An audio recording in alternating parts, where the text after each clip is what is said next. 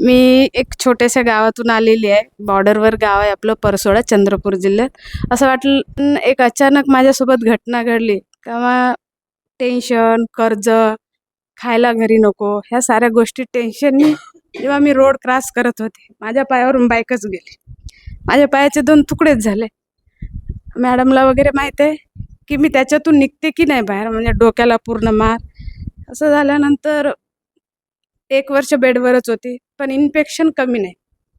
मग 1 वर्ष बेडवर राहणे, डायपरवर, एवढी मोठी महिला आणि पायाचे 2 तुकडे, घर पूर्ण डिस्टर्ब, मुलांची शाळा वगैरे नको, काहीच नको. मग दुग्धविभागाने सांगितलं, की आम्ही सर्व प्रयत्न केलाय, पाय तोडावं लागेल. तर मी डॉक्टर साहेबांना म्हटलं, की पाय तोडण्याऐवजी ते मला काहीतरी जहर वगैरे द्या. पाय नसताना मी काय करणार? माझे छोटे-छोटे मुलं आहे. मी काही करू शकत नाही. शेतामध्ये काही पिकते नाही पिकत. पण असंच एक दिवस मोबाईल घेऊन बेडवरच असं पाहता-पाहता अचानक माहीत नाही गुरुदेवजींचं व्हिडिओ आला YouTubeवर मेडिटेशनचे. आल्यानंतर मग कोणीतरी मला असंच यांच्याकडे जात होती मेडिटेशन म्हणजे काय? मेडिटेशन केल्यानं काय होतं? तर मग ती लावल्यानंतर मग ब्रह्ममुहूर्त समय उठना है, आपकी जो भी इच्छा है वो पूरी हो जाती. मेरी एक ही इच्छा है, मेरा पैर ठीक होने. मेरा पैर नहीं नहीं काटना चाहिए.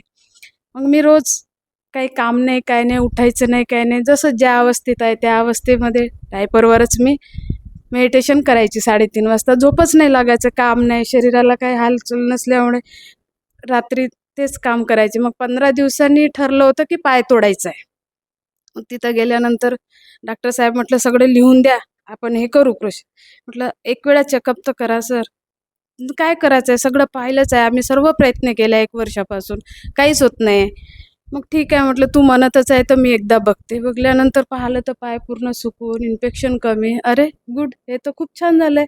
मग आपण समोरचं प्रोसिजर चालू करू. मग त्याने राळ टाकलाय. 2024ला माझा ॲक्सिडेंट झालाय. 2025ला मी पाऊल टाकले. टाकल्यानंतर मग नेहमी मॅडम सांगत होते, "तू एक बार हॅपीनेस कोर्स कर, हॅपीनेस कोर्स कर." वो क्या रहता है? कैसे रहता है? मैं हैप्पी रहती हूँ क्या? मुझे टेंशन नहीं चाहिए, मुझे मैं हैप्पी तो मेरा घर भी हैप्पी।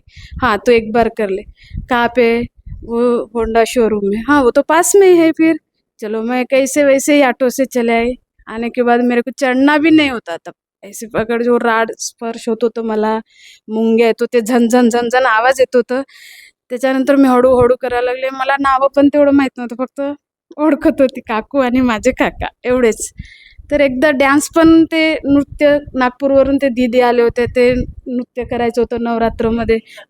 हां, तेव्हा मग मी पहिला पाऊल उचलला. कसं तरी असं त्रिशूल पकडून असं-असं केलं.